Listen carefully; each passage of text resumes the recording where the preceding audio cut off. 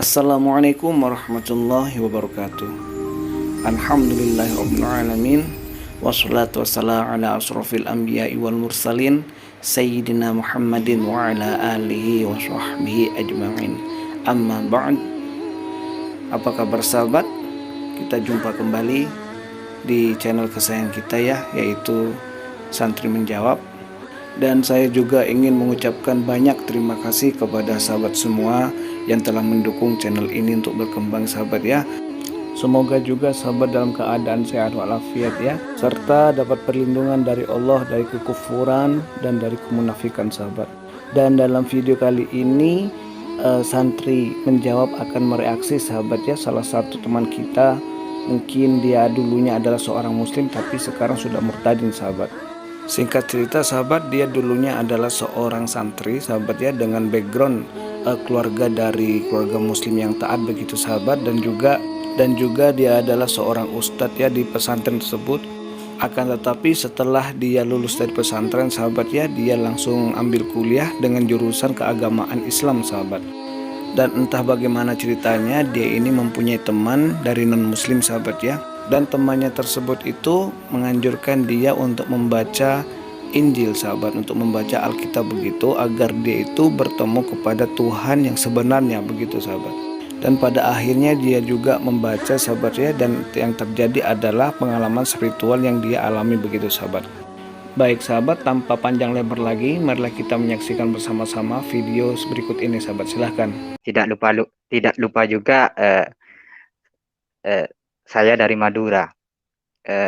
Saya ingin menyampaikan kepada sahabat-sahabat saya, juga saudara-saudara saya, dekat Tantretan Madura, laki bini tua ngudah sobaje tetap merangkul arangkul setuju areng sareng menciptakan kedamaian.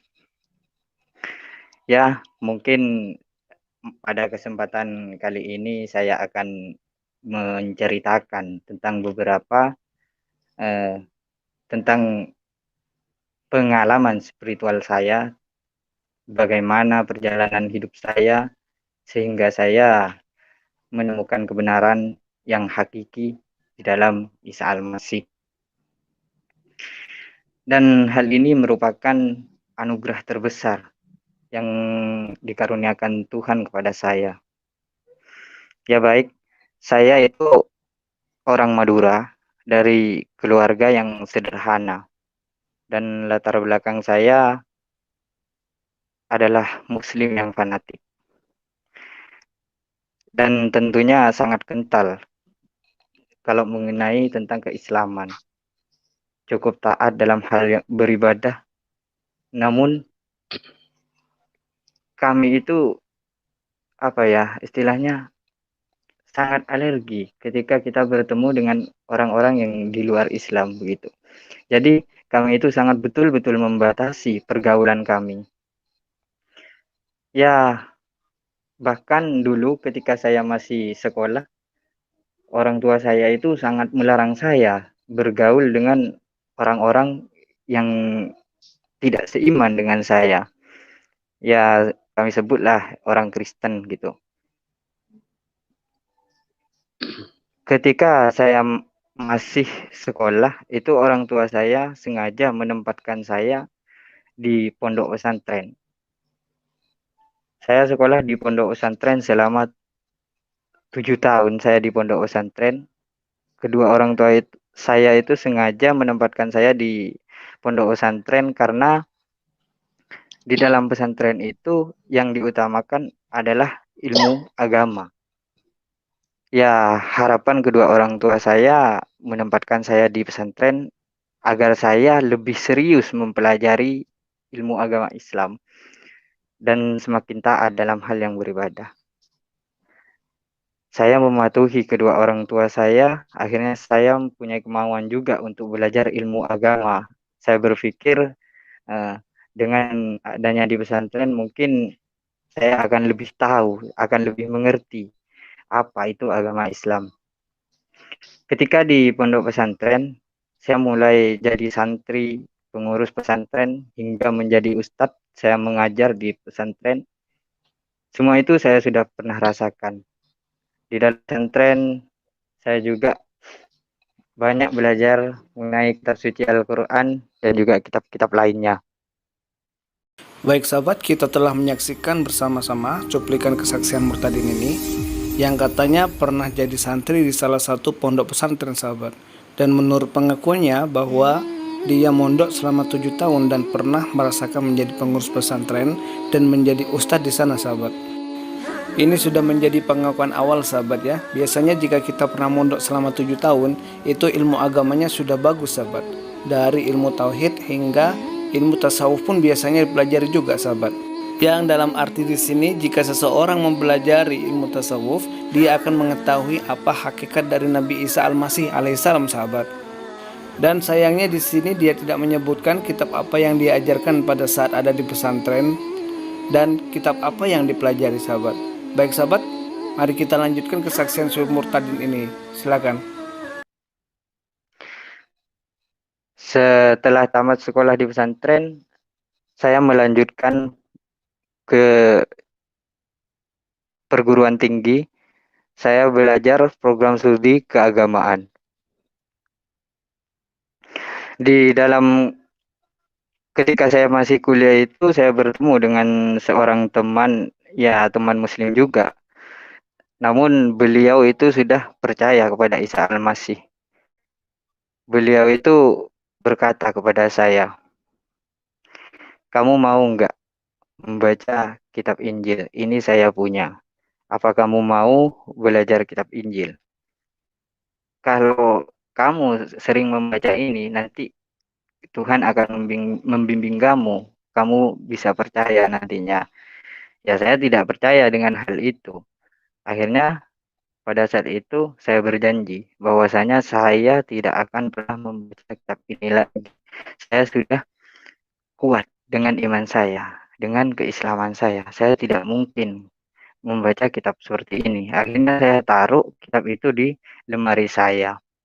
Waktunya cukup malam, sekitar jam setengah 2 malam itu, jam setengah 2 dini hari, saya mencoba untuk tidur.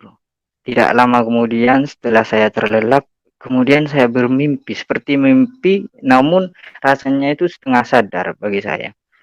Saya seperti apa ya istilahnya, didatangi seseorang, namun wajahnya itu sangat bersinar dan orang itu membawa Alkitab itu. Kemudian orang itu menghampiri saya. Orang itu menghampiri saya, memukulkan Alkitab itu kepada jidat saya. Saya kaget. Saya terbangun, saya gerah, tubuh saya itu seperti orang baru mandi. Celana dan baju saya itu basah semua. Saya bangun dari tempat tidur, lalu saya lihat Alkitab di lemari saya. Ternyata kitab itu masih ada di tempatnya. Pada saat itulah saya sepenuhnya tanpa ada keraguan dalam hati saya. Saya percaya Isa itu adalah Tuhan dan Juru Selamat saya. Baik sahabat, kita sudah dengarkan tadi kesaksian yang kedua, yang mana setelah mondok dia lanjutkan kuliah dengan jurusan keagamaan sahabat. Kemudian dia bertemu dengan salah satu teman di kampus yang katanya Islam tapi percaya dengan Isa Al-Masih sebagai Tuhan sahabat. Ini membuat saya geli sahabat ya. Baru kali ini saya dengar jikalau ada orang Islam percaya dengan Isa Al-Masih sebagai Tuhan, bukan sebagai Nabi sahabat. Ini sangat aneh sahabat, bisa jadi itu kelakuan misionaris Kristen yang lagi melakukan misinya sahabat ya. Dan kesaksian ini sahabat kita bisa mengkaji bahwa Murtadin ini lemah iman walaupun pernah mondok selama 7 tahun sahabat. Dan dengan mendengar kesaksian si Murtadin ini adalah menjadi suatu pelajaran serta contoh bagi kita sahabat ya, sekaligus membuktikan kebenaran Al-Quran sahabat. Sebab kenapa banyak sekali ayat yang menerangkan tentang peringatan seperti yang telah dijalani oleh si Murtadin ini sahabat. Dan sebenarnya juga saya ragu dia ini pernah mondok selama 7 tahun sahabat ya, yang katanya dia juga pernah mempelajari ilmu Al-Quran begitu sahabat. Sebab jika dia memang benar pernah mondok di pesantren, awal-awal mondok dia pasti sudah tahu penggalan hadis Nabi seperti ini sahabat. Wa man tashabbaha biqaumin fahuwa minhum. Dan barang siapa menyerupai suatu kaum, maka ia termasuk dari mereka. Dan Allah sendiri telah memerintahkan kepada kita untuk menjauhi orang seperti misionaris tersebut, sahabat. Bismillahirrahmanirrahim. Ittabi' ma uhiya ilaika min rabbik, la ilaha illahu wa'rid 'anil musyrikin. Ikutilah apa yang telah diwahyukan Tuhanmu kepadamu Muhammad, tidak ada Tuhan selain Dia, dan berpalinglah dari orang-orang musyrik. Al-An'am 106. Kemudian sahabat, jika dia benar-benar pernah mondok dan mempelajari Al-Quran, sudah pasti dia mengkaji dan mempelajari ayat penting seperti surat An-Nisa 117 sampai 119, sahabat. Bismillahirrahmanirrahim. Iyad'una min dunihi illa inatha wa iyad'una illa syaitanan marida. La'anahullah wa qala lattakhidhanna min ibadika nasiban mafruḍa. Wala'udillannahum wala'umanniyannahum wala'amurannahum falayubattikunna adhanal an'am wala'amurannahum falayughayyirunna khalqallah wa man yattakhidhish syaitana waliyyan min dunillahi faqad khasira khusranan mubina. Yang mereka sembah selain Allah itu tidak lain hanyalah berhala, dan menyembah berhala itu mereka tidak lain hanyalah menyembah syaitan yang durhaka, yang dilaknati Allah. Dan syaitan itu mengatakan, saya benar-benar akan mengambil dari hamba-hamba engkau bagian yang sudah ditentukan untuk saya, dan aku benar-benar akan menyesatkan mereka dan akan membangkitkan angan-angan kosong pada mereka, dan menyuruh mereka memotong telinga-telinga binatang ternak, lalu mereka benar-benar memotongnya, dan akan aku suruh mereka merubah ciptaan Allah, lalu benar-benar mereka merubahnya. Barang siapa yang menjadikan syaitan menjadi pelindung selain Allah, maka sesungguhnya ia menderita kerugian yang nyata. An-Nisa 117 sampai 119. Dan sahabat, Allah juga menerangkan adanya gangguan setan dan misionaris agama. Bismillahirrahmanirrahim. Wa kadzalika ja'alna likulli nabiyyin 'aduwwan syayatinal insi wal jinni yuhi ba'dhum ila ba'd zukhrufal qawli ghurura walau syaa rabbuka ma fa'iluhu fadharhum wa ma yaftarun. Dan demikianlah untuk setiap nabi kami menjadikan musuh yang terdiri dari setan-setan manusia dan jin. Sebagian mereka membisikkan kepada sebagian yang lain perkataan yang indah sebagai tipuan, dan kalau Tuhanmu menghendaki, niscaya mereka tidak akan melakukannya. Maka biarkanlah mereka bersama apa kebohongan yang mereka ada-adakan. Al-Anfal 112. Dan parahnya lagi sahabat, dia ini mempercayai mimpi yang mengatakan bahwa bertemu dengan seseorang yang mana wajahnya orang tersebut bersinar dan memukul jidatnya pakai Injil atau Alkitab, sahabat. Tapi jika dia mempelajari ayat-ayat penting di atas dan ayat-ayat penting lainnya, semua mau mimpi, mau melihat dengan mata telanjang, tidak akan peduli, karena itu tidak benar, sahabat. Itu hanya tipu daya setan saja. Sebab dia sudah paham janji setan itu, jika setan akan membangkitkan angan-angan dan tipu dayanya, sedangkan Allah sendiri memang memberikan sebagian manusia untuk mengikuti tipu daya setan, sahabat. Wah, ini kalau kita kaji lebih jauh, sahabat ya, bisa-bisa menghabiskan waktu berjam-jam, sahabat ya. Semoga di video selanjutnya nanti kita bisa membahas masalah ilmu tasawuf, sahabat ya. Dan selanjutnya sahabat, sebagai umat muslim, untuk menyikapi mimpi yang mengarah kepada akidah dan iman kita, itu harus kita bisa menyikapinya dengan benar, sahabat ya. Ada mimpi yang memang setan tidak bisa menyerupai dengan seorang hamba, sahabat. Sesuai hadis Rasulullah menyatakan bahwa, diceritakan dari Abu Hurairah radhiyallahu an, aku mendengar Rasulullah sallallahu alaihi wasallam bersabda, barang siapa melihatku di dalam mimpi, niscaya ia akan bertemu denganku dalam keadaan terjaga, dan setan tidak dapat menyerupaiku. Hadis riwayat Al-Bukhari dan Muslim. Kemudian di dalam ayat Al-Quran, Allah sendiri mempertegas bahwa tidak ada satu makhluk pun melihat Allah subhanahu wa ta'ala, seperti di dalam surat Al-An'am ayat 103. Bismillahirrahmanirrahim. La tudrikuhul absar wa huwa yudrikul absar wa huwal latiful khabir.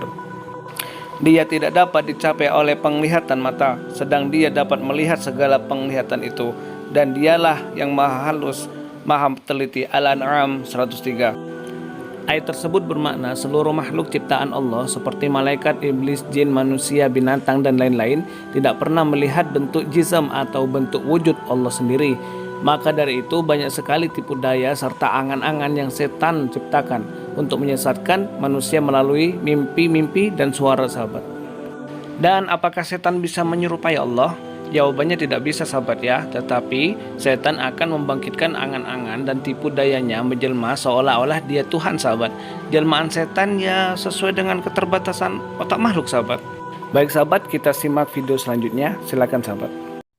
Apa ya istilahnya, dulu itu kan saya punya teman itu, dia itu tukang ruqyah, Pak. Jadi kalau ada orang kesurupan itu dia yang ruqyah itu dia gitu, Pak. Iya. Jadi saya datang ke rumahnya itu untuk berkunjung, ya istilahnya main-main gitu. Ya sampai di rumahnya tidak bertemu dengan teman saya ini. Saya tanya kepada orang tuanya, ternyata dia itu masih ngobati orang yang kerasukan gitu. Kebetulan di dekat rumahnya juga. Akhirnya saya nyamperin dia gitu, Pak, nyamperin teman saya ini. Ya beliau juga ustadz juga, teman saya waktu di pesantren dulu. Ya saya datang ke tempat orang yang diobati itu. Teman saya sedang berdoa gitu ya, berdoa lah versi ruqyah di muslim lah gitu, Pak. Ya teman saya mendoakan, tapi tetap dia itu yang kerasukan itu tetap bontang-benting, ya istilahnya lah, dia balikkan balik kiri tetap ngamuk. Saya minta izin kepada teman saya, bagaimana kalau saya yang mencoba untuk mendoakan, namun ya doa saya berbeda dengan kamu, saya bilang begitu, Pak. Ya saya juga minta izin kepada keluarganya yang kerasukan, Pak, Bu, kalau diizinkan saya ingin mendoakan anak panjenengan. Saya akan mencoba berusaha mendoakan, siapa tahu Tuhan saya mengizinkan untuk menyembuhkan anak bapak dan ibu. Ya, tuan rumahnya itu mengizinkan. Akhirnya saya langsung berdoa. Awalnya saya itu berdoa, ya doa Bapa kami dalam bahasa Arab. Saya berdoa meminta kepada Tuhan. Saya mencoba mengusir setan itu di dalam nama Isa Al-Masih. 1 menit orang itu langsung sembuh, orang itu langsung makan, dia langsung tidak kerasukan. Orang tuanya itu langsung bilang terima kasih. Teman saya yang ustadz ini bertanya kepada saya, dari mana kamu dapat doa itu? Ya saya cuma menjawab, saya dapat dari Injil. Saya berdoa kepada Isa Al-Masih karena bagi saya ini adalah kebenaran yang hakiki bagi saya. Ini sudah mutlak kebenaran yang sangat benar bagi saya. Jadi saya sudah tidak meragukan lagi. Akhirnya teman saya ini yang ustadz, dia juga mau belajar kepada saya. Saya sampaikan juga kepada dia. Ya sampai sekarang ya dia juga sudah seiman. Alhamdulillah sudah seiman dengan saya, Pak. Puji Tuhan, ya. Terima kasih. Baik sahabat, kita sudah mendengarkan tadi kesaksian yang ketiga, yang katanya dia punya teman sahabatnya, seorang peruqyah yang sedang mengobati pasiennya sahabat. Yang katanya juga setelah diruqyah tidak sembuh-sembuh pasiennya sahabat ya. Lantas setelah diambil alih oleh dia, si murtadin ini sahabat, kemudian pasien tersebut tersembuhkan sahabat atas nama Bapa di surga dan Isa Al-Masih katanya, dengan memakai bahasa Arab sahabat ya. Lucu juga sahabat. Ini kebohongan apa lagi sahabat ya? Secara logika umat muslim tidak pernah ada peruqyah yang hanya kemasukan jin tidak tertangani sahabat. Jangankan jin yang hanya masuk ke tubuhnya orang sahabat ya, jin-jin pembunuh kiriman orang saja bisa terselesaikan sahabat. Dan Allah sendiri telah menegaskan di dalam surat Al-Isra ayat 82 sahabat. Bismillahirrahmanirrahim. Wa nunazzilu minal qur'ani ma huwa shifaa'u wa rahmatul lil mu'minin wa la yadhidudz zalimina illa khasara. Dan kami turunkan dari Al-Quran sesuatu yang menjadi penawar dan rahmat bagi orang yang beriman, sedangkan bagi orang yang zalim Al-Quran itu hanya akan menambah kerugian. Jadi sahabat, untuk mengkonternya mudah saja sahabat ya. Minta pihak Kristen membuktikan secara live untuk mengusir hantu atau jin rumah dengan doa mereka sahabat. Jangan katanya dan katanya seperti kesaksian ini yang tidak ada bukti sahabat. Apakah bisa sahabat?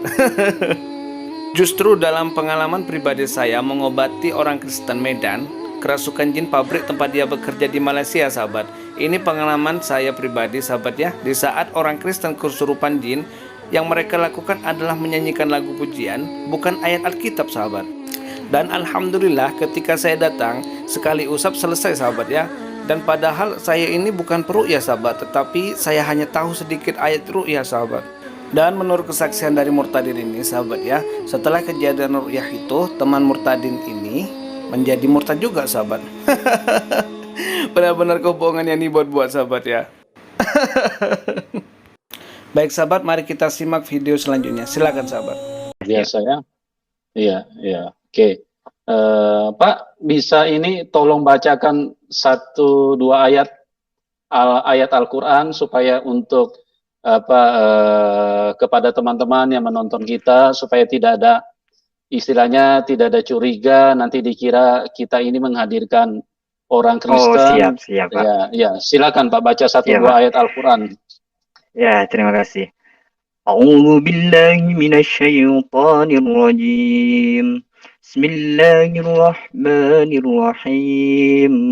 Alif lam mim. Tanzilul kitabu la raiba fihi min rabbil alamin.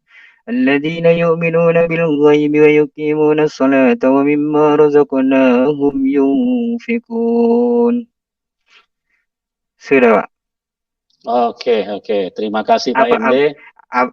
Apa masih perlu yang lebih panjang, Pak? Iya, boleh satu lagi Pak, satu lagi supaya ini teman-teman bisa yakin benar kalau ini tidak ada rekayasa, memang benar-benar adalah kesaksian yang hidup, kesaksian yang murni ya, jadi tidak ada direkayasa. Oke Pak, satu ayat lagi Pak, silakan. Bismillahirrahmanirrahim. Allah la ilaha illa huwal hayyul qayyum la ta'khudhuhu sinatun wa la nawm lahu ma fis samawati wa ma fil ardi man dzalladzi yashfa'u 'indahu illa bi'idhnihi ya'lamu ma bainahuma fi sittati ayyam. Sudah, Pak. Aduh maaf sahabat ya, ini saya memang betul-betul ingin ketawa sahabat ya. Maaf sahabat.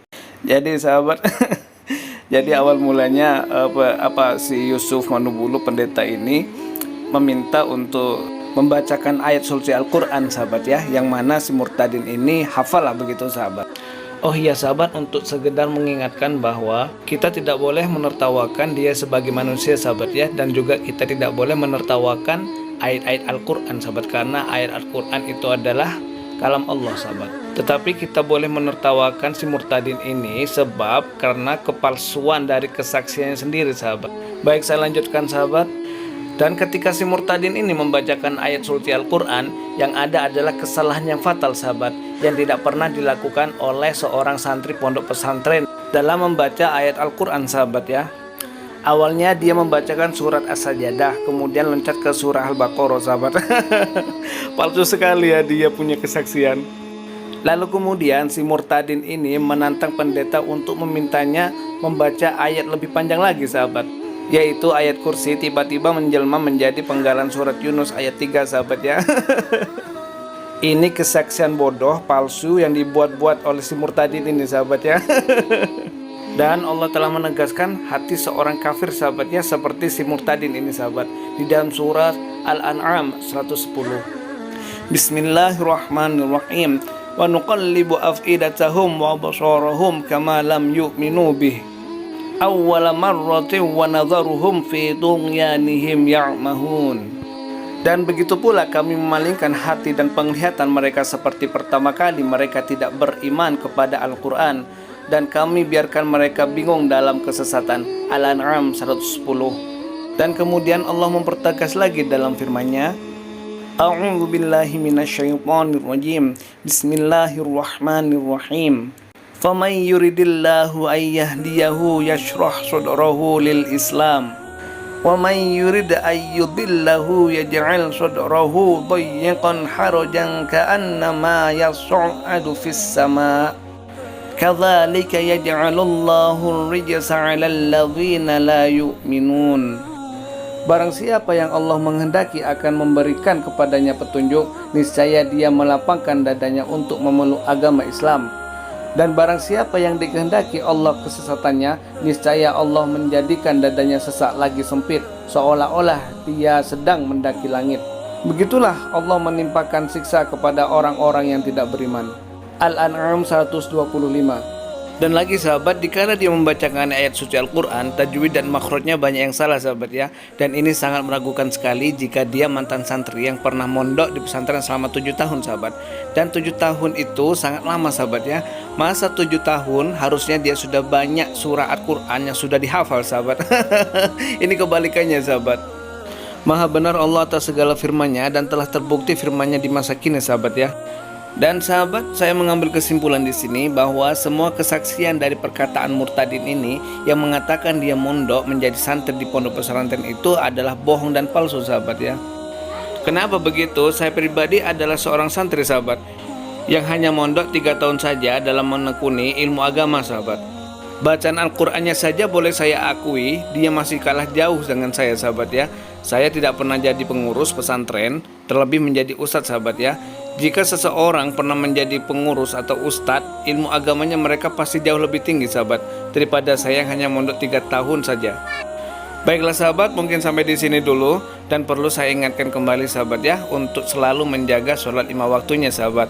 Sebab di dalam sholat ada bacaan doa yang sangat penting bagi kita sahabat, yaitu di dalam surat Al-Fatihah ayat 7. Dan jangan lupa untuk subscribe, like, comment, and share sahabat ya, agar channel ini didengar oleh seluruh masyarakat sahabat, sebagai ilmu tambahan untuk sahabat sendiri dan masyarakat luas baik muslim maupun non muslim sahabat ya, dan juga agar channel ini lebih berkembang lagi menjadi lebih besar lagi sahabat. Baiklah sahabat, saya akhiri. Wassalamualaikum warahmatullahi wabarakatuh.